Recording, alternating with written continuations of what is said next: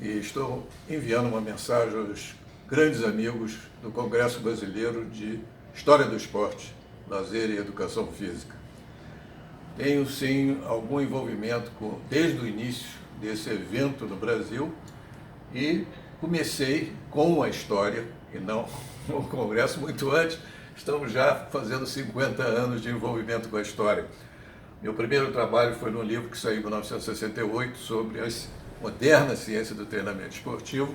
Foi um livro disruptivo. Ele criou a disciplina de treinamento esportivo no Brasil e deu grandes passos para a ciência do esporte. Eu incluí um capítulo sobre história. Curiosamente, os que se sucederam depois, mesmo nessa disciplina, não seguiram as minhas inclinações iniciais. Mas eu não desisti. Eu estava imbuído da ideia que a história fazia parte de todas as disciplinas que nós tínhamos no esporte, na educação física e até mesmo no lazer. E continuei a fazer diversas produções e finalmente, eu não vou entrar em detalhes, mas finalmente chegamos no ponto que foi criado o Congresso, que agora nós estamos enviando a mensagem. Eu fui presidente desse Congresso em 1998, quando estava na Gama Filho, e nós estávamos seguindo um movimento que tinha sido iniciado na Unicamp, e foi um grande prazer fazer essa participação.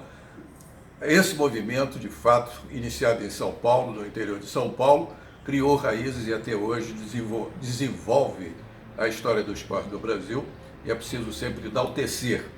Mas o meu envolvimento também tinha outras razões. É que a Gama Filho, naquela época, estava vinculada ao movimento externo ao país. Nós estávamos envolvidos, já trabalhando com vários projetos, inclusive participei de um livro com o James Baker, que é um famoso historiador do esporte da Inglaterra. Também fiz parte da comissão de membros que estudava os artigos, avaliava os artigos para o International Journal of the History of Sport.